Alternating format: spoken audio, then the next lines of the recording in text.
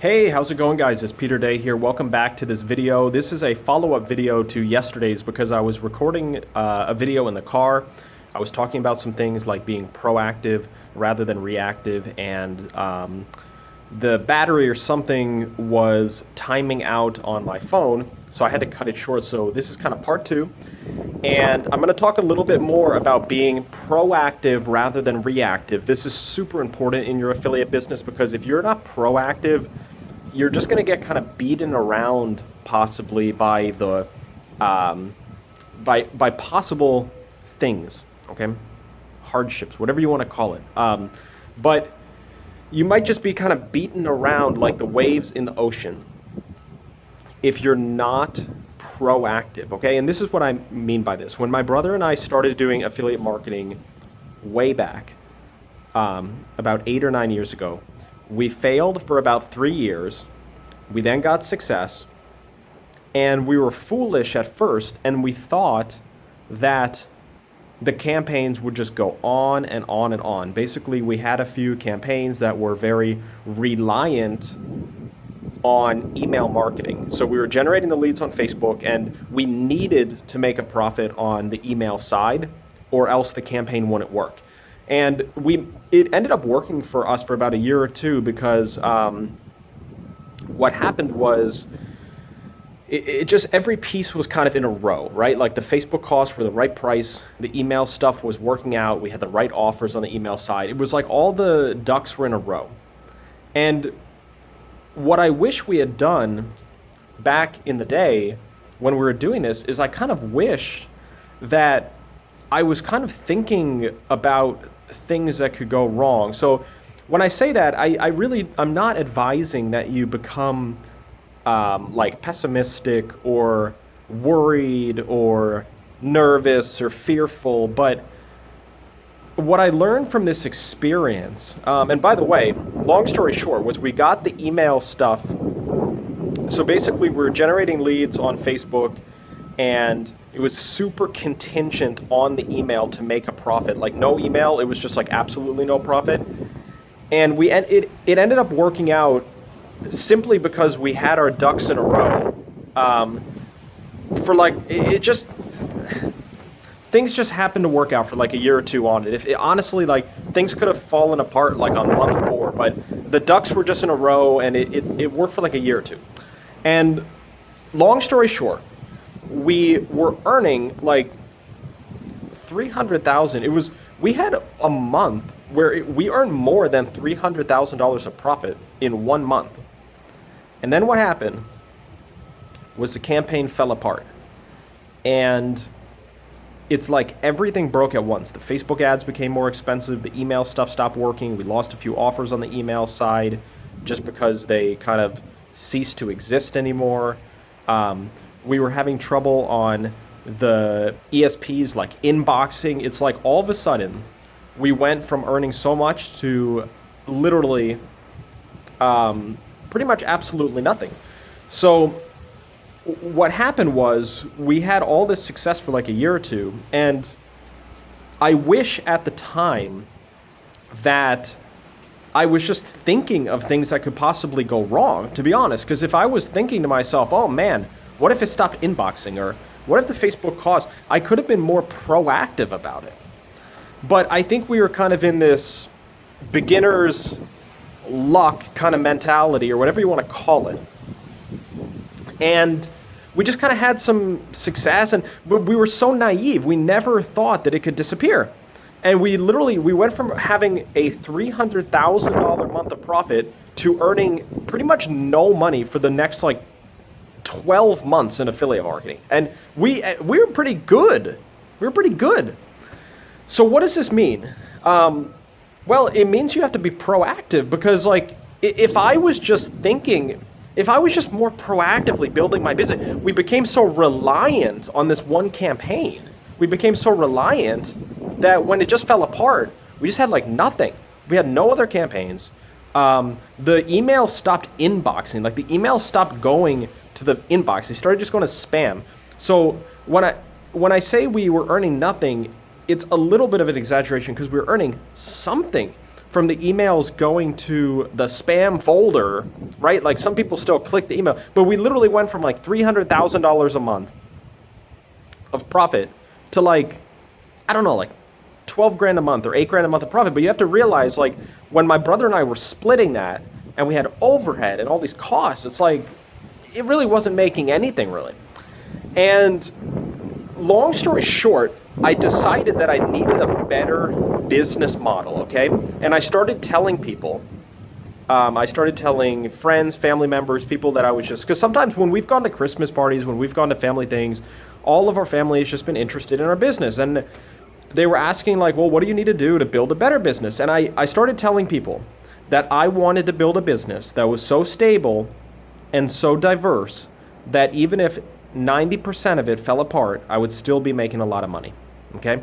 I started telling people this far before we ever started realizing that scenario. So I knew what the answer was. The answer was diversity. The answer was being proactive rather than reactive. And I started telling people what I needed. I said, I need to build a business to where, think of it like 10 pillars, right? So if you have 10 pillars in your business and 9 of them collapse, you still be able to earn more than a full-time income from the one remaining pillar. And I started telling people this. I said, I need to build a business to where if 90% of it fell apart, my brother and I would still be making a living and beyond making a living. So I started telling people this because I knew that's what we needed. And then we needed to start working on actually accomplishing this. So basically, the answer was diversity, right? So instead of having some campaigns that were like ridiculously reliant on email to make a profit, we started focusing on campaigns that would make a profit even before email at all, right?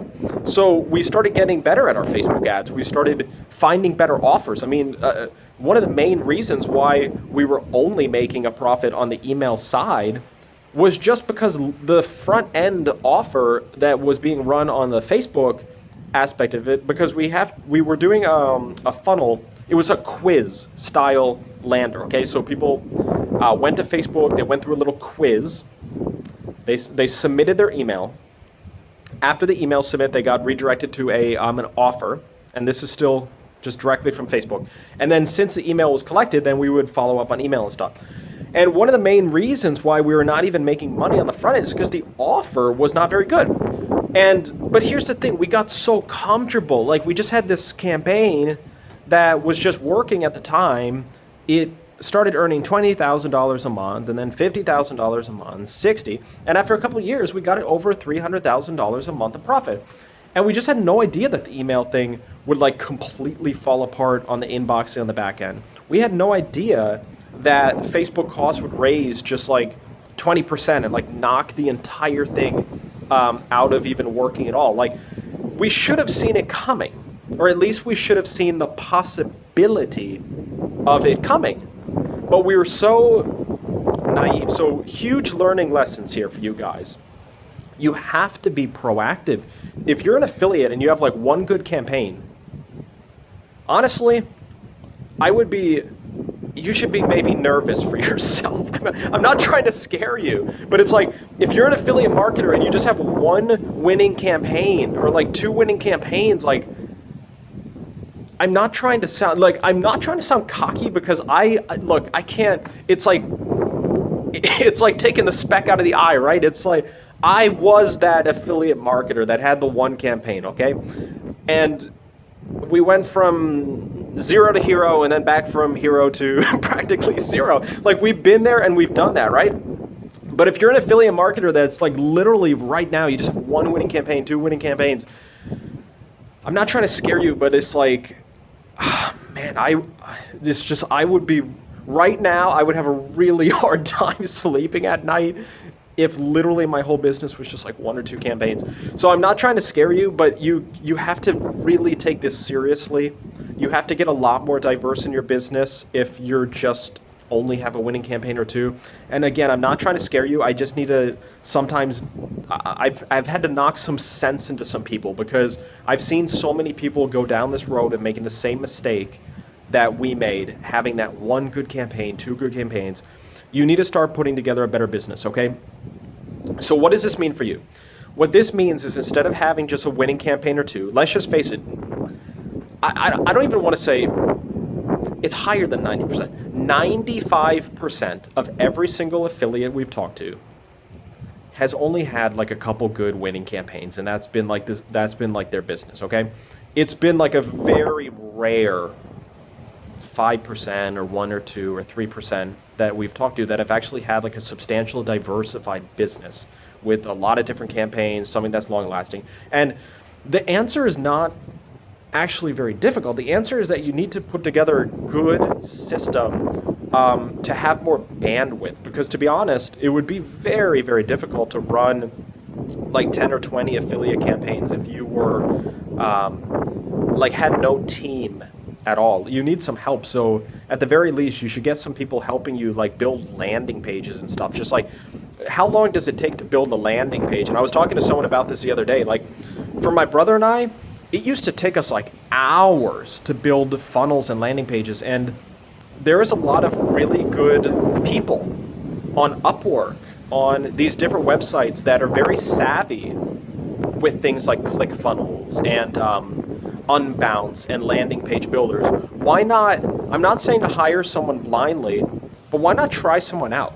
Why not put an Upwork job? Asking if, say, put an Upwork job and say you need someone to help you make landing pages. You can give them recommendations for the design, but they have to be savvy and have experience with ClickFunnels and or Unbounce. Why don't you put out an Upwork job and see what you get? And why don't you hire someone for one funnel, okay? So what my brother and I have always done with Upwork jobs, and if you're not familiar, Upwork is just a website where you can hire freelancers. What my brother and I have always done pretty much with Upwork jobs is we've always hired the first job as a test. And you can even tell the people, like, listen, I'm going to give you one job as a test. And if you're good, we can talk about a long-term relationship with whatever you're trying to do. So if I were hiring for someone to build landing pages from Upwork, I would post a job and all these people would apply. And then I would choose like 3 people that I would ask for examples. So if you're trying to get someone to build your landing pages for you, I would highly recommend that they're building them in your own ClickFunnels account or Unbounce account. And by the way, I don't want these ClickFunnels people hating on me, but I highly recommend Unbounce over ClickFunnels right now, because Unbounce has faster page load speeds. Okay, so when I say I'm going to start talking more about Unbounce, I kind of, people are so familiar with ClickFunnels, I've just been saying ClickFunnels, but to be honest, like just maybe don't do the ClickFunnels. Do Unbounce for these affiliate landing pages, because Unbounce has a lot faster page load times, and you're going to succeed with that, I think, better than ClickFunnels. ClickFunnels has had a lot prettier templates, but the page load times have been atrocious. Like if you take a ClickFunnels funnel and just put it into a page load test for mobile phone, it could take up to like 10 seconds for the entire page to load, and that's just really bad. I mean, you want your pages loading in like a second or two. So Unbounce, okay? So you post a job. Say you want someone to build landing pages for you. They will be building them in your Unbounce account, and you can give them guidance of what the landing page can say. Because a lot of landing page people, I think one of the main objections that landing page people have had is, I don't know what to say on the landing page. So what you could do is you can supply the content. So you can say, like, I want the headline to be this, I want the buttons to say this, I kind of want a little quiz, this is what, you can supply all the copy, but then if the only thing you're doing is just hiring a developer or a freelancer or savvy tech person to build your landing pages, that saves you hours and hours and even days of time. Like if you, I talked about this in one of my previous videos, but one of our best students right now that took our course, Lead Gen Engine, the student has a guy that builds his landing pages for him. It's just a team. It's like an internal team member that builds his landing page for him. And this student has had so much success because let's say the student wants to run a car loan offer. Most affiliates I've seen have just come up with one lander, but this guy has this guy on his team that builds his landing pages for him in Unbounce, okay? So this is a team member, and like one of his key jobs is just building these landing pages. So if this student wants to promote car loans, for example, he's not just like running one landing page, he'll be running like 7 landing pages like right off the get-go, And I've seen the student just crush other students, some other students, like for this reason alone. So I'm kind of giving this recommendation based off of his success, is that I highly recommend that you get someone on your team to build landing pages for you, even if you're supplying every single word that's going to be on that landing page. If you could literally just have someone go into your Unbounce account for you and piece the landing page together and just design it, make sure it looks good on mobile phone. I mean, how many hours is that going to save you? An hour, 2 hours, 5 hours, a couple, maybe you only have like an hour or two a day to work on your business. This could save you like a week of time if you only have an hour or two a day to like work on your business. And it doesn't cost much. I would hire someone for $100, $100, $80, $75. You got to realize on Upwork, there's people that are willing to do it for like $500, but then there's people that are willing to do it for like $50. It's all about finding good talent that's willing to do it for a reasonable price. I'm not recommending that you get someone to build your landing pages for like $10 or $20, okay? I recommend if you tell someone $50 a lander, no more than $100 a lander, okay? 50 to $100 a lander. But imagine how much time that saves you. If you just have a guy on your team, even if he's from Upwork and he's not really exclusive on your team, but he can just build landing pages, do you know how much time that's gonna save you? And what if you're only paying him like $75 a landing page? I mean, my goodness, you might save hours and hours, and then you should have him design landing pages differently. So be like one lander, I want a quiz. So I want multiple pages with kind of I want to send people through a survey, right? Maybe tell them I want another landing page that's just a first page submit. And say you want a second variation of that first page submit, and then you want another lander that is a shorter quiz, and then maybe you want another lander that is just similar to the first page lander, but just a complete different style on mobile phone. Make sure the guide makes these things all mobile responsive. I really recommend you do this kind of thing if you're an affiliate. If you're an affiliate and you have money to test ads, but you're not willing to spend like $50 or $75 to outsource landers, I think you have maybe some things to think about. So just I think one of the biggest objections though to hiring has been like, where do I get the landing page guy, right? So Upwork is a good resource, okay? And then if you find some great talent on Upwork, which trust me, it exists out there, you might just have to pay $100 for the lander instead of like $40 or whatever it takes. But if you find some good talent on Upwork, sometimes we've found some really good people on Upwork, and then they've liked our business so much that they've become loyal and kind of exclusive to us, meaning they've kind of prioritized our work and stuff on Upwork and whatnot. So those are my recommendations, but be proactive, okay? What I kind of would like you guys to start thinking of is start thinking of everything that can go wrong, but don't get fearful or worried in the process, okay? So let's just talk about this, right? Today is February 29th or something, or February 28th, last day of February here. If you're watching this video later, you can understand where we are in history, but I'm just going to be kind of speaking out loud here because these are some thoughts that have gone through my mind in my business. So it's about the 28th of February 2020, and the stock market has been crashing. What is going to happen? I don't know exactly. I think there's two scenarios that are going to happen. I think the first scenario is that it's all based, if you're watching this later, the stock market has been crashing in early 2020 based off of coronavirus spreading and coronavirus fears, okay? If you're watching this later, you might know the outcome, whether the market crashed or didn't crash, right? But as I'm making this video here in February 2020, it looks like the stock market's crashing, and there's going to be two outcomes, basically. The first outcome is that the market completely crashes, and it could be bad. I mean, it's been like 4 days, and the stock market has actually kind of gone down like the quickest, not percentage-wise, but in terms of consecutive drops, like 3% drops. I read some article where the market has gone down kind of the fastest it's ever gone down in history in terms of consecutive day drops of 3% or so. And I think there's two outcomes here. So I think outcome one is that the market completely crashes. And if this coronavirus thing spreads virally, it could be a serious problem. People could stop going to work in certain industries. People might not want to buy as many leads in the lead generation space if the economy is hit really hard, possibly. There's some serious implications if things were to collapse, not only in the stock market, but specifically with this coronavirus thing. I mean, it could be very concerning for some industries. On the flip side, the coronavirus potentially could just completely start subsiding, and just like every other thing like SARS and those viruses, it could just be really a non-issue in about 5 months to 13 months, and the stock market completely recovers, new all-time highs, and it's fine, right? And if you're watching this later, you know the outcome, right? But at the time that I'm making this video, we don't know the outcome yet. But here's some thoughts that have been thinking through my mind. What if this corona thing spread everywhere? How would this affect business, right? And one of the things that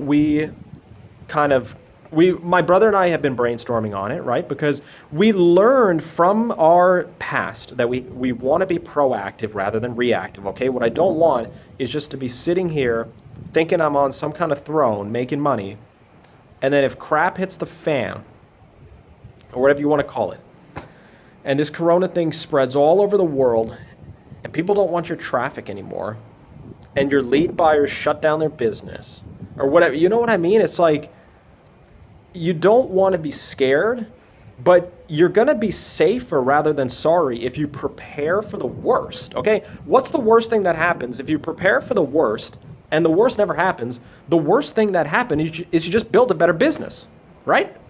What's the worst thing that happens? You just worked a little harder and you built a better business. So my brother and I had a phone call yesterday, and we were kind of brainstorming, well, what could be the implications of like a serious stock market crash, depression kind of thing on this industry? And there was two major things that came up in our brainstorming. The first thing is that people might not want to buy as many leads, okay? So some of our advertisers for auto insurance, especially maybe in the car inventory, we run ads to like dealerships and stuff. And it's like, man, it's not the only thing we're doing in business, but it's like, if the coronavirus thing spreads everywhere and no one wants to buy a car, these guys might not want to buy 1,000 leads every day. They might want to buy like 300 leads every day. And these are all possibilities, maybes, example kind of things. But do you see where I'm getting at? Is that even though these things may not happen whatsoever, it can't hurt to brainstorm what the worst possibilities could be so that you could be proactive rather than reactive. The second thing my brother and I in our brainstorming session was thinking about is that if the economy hit really hard, it's possible that banks could pull some credit and lines of credit and stuff. So right now, even though my brother and I have a lot of cash that is being implemented in our business, we do have some credit cards and large lines of credit as well, okay? So I think that on top of the cash that we have operating our business right now, we have almost $1 million of credit, like credit cards and lines of credit and stuff like that, right? And we want to be more proactive about this, right? Because what if, for example, what if the economy crashed, and what if the banks said, Peter, I don't think you should have that much credit anymore. What if the banks only wanted to give us like $50,000 limit on the credit card instead of 200 grand? What if, right? These are all just what ifs or examples or worst case scenarios, whatever you want to call them, right? But in our business, we've been spending almost $1 million a month on advertising. And even though we've been able to fund most of that in cash, we've occasionally had to dip into a credit card or a line of credit. As our cash balance gets larger, we'll be more self-funded, right? And same for you, right? You guys are probably scaling campaigns on credit cards or whatever. What if there's some Great Depression or whatever, and the banks pull your credit limit? What are you going to do? What are you going to do? So I'm not some doom and gloom type of person, But what I have had a lot of success in business is thinking what the worst possible scenarios could possibly maybe be as worst possible examples. And we've prepared ourselves to make sure those things don't happen. So what are we going to do? Well, if we've been a little bit reliant on line of credit, we're going to start making sure we're a little bit more diligent on saving all the cash possible. Maybe we spend less. Maybe we don't need that extra Mercedes or Porsche or whatever it is. Maybe we don't need to upgrade to a house that costs $1 million rather than $300,000 or $400,000, whatever, right? Maybe there's a time for that later, right? But what if some bad economy thing happened in a year or two? How would you feel if you were just sitting in $1 million house where you can't spend $1 million a month anymore on your business, for example, right? So you want to be smart, and you're going to want to just brainstorm what the possible worst examples could be, and then you want to brainstorm how to make sure they don't happen, right? So the two things that we kind of brainstormed in a bad economy could be lead buyers, potentially not wanting to buy as much leads, so basically lower caps and lower allocations, possibly. And then I guess in some huge, I mean, this is even more far-fetched, but in some huge depression thing, I guess banks could possibly pull lines of credit and lower credit limit and like take away the ability to get some loans and stuff. I mean, we're talking bad situations for these type of things to even possibly happen. And the good news is, even if these things were to happen, we're at least a year or two out, in my opinion, from things starting. So if things are starting to crash in February and they're actually going to get that bad, possibly, the good news is we have at least a year or two. Like it's not just going to get that bad in 30 days, right? It would be a process of like getting that bad. So, but these are just examples, right? Like the point of this YouTube channel is to be transparent, right? And we're just being transparent about our business, because if we've been a little bit reliant on like $1 million of credit or whatever, lines of credit and different loans and stuff to like fund our advertising, if some Great Depression hit and the banks like took it all away, or a lot of it away or something, if they did, right? It's just like, these are actual thoughts that have been going through our mind. And now we've been brainstorming, how do we make those things not happen? I don't know if I can control the economy from crashing or not, right? But what we can control is what we can do in our business and stuff, right? We can maybe not spend as luxurious over the next couple of years and stockpile more cash for working capital in the business. Maybe we can be smarter about not wasting certain money in different areas of the business. Maybe we can, if people don't want to buy as many leads, maybe we can actually be working with more advertisers, right? Let's say you're working with one advertiser and he doesn't want to buy your leads anymore. It doesn't matter if you're working with like 30, okay? So right now we're working with about 45 advertisers. We'd like to be working with over 100 very, very, very soon, hopefully. But I would like to say that would happen within 12 months, but to get over 100 advertisers, I mean, maybe it would take up to 2 years maybe.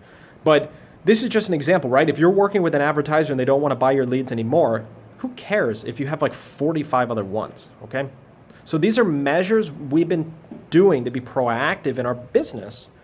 And I suggest that you be proactive in your business, whatever that means, okay? So the point of this YouTube channel, again, has been to be transparent, give you insight of what has been going on in our business and in our lives, and we hope that you're getting great value out of it. But start asking yourself these questions, right? What if those Facebook costs went up? Do you have a second campaign? Do you have a third winning campaign? Do you have 5 winning campaigns? What would happen if your campaign stopped profiting or whatever, right? Start asking these questions. This is Peter. I'm going to check out, subscribe to this channel, and we'll see you in a future video. This is Peter, and we'll talk soon. All right. Talk soon, guys. Bye.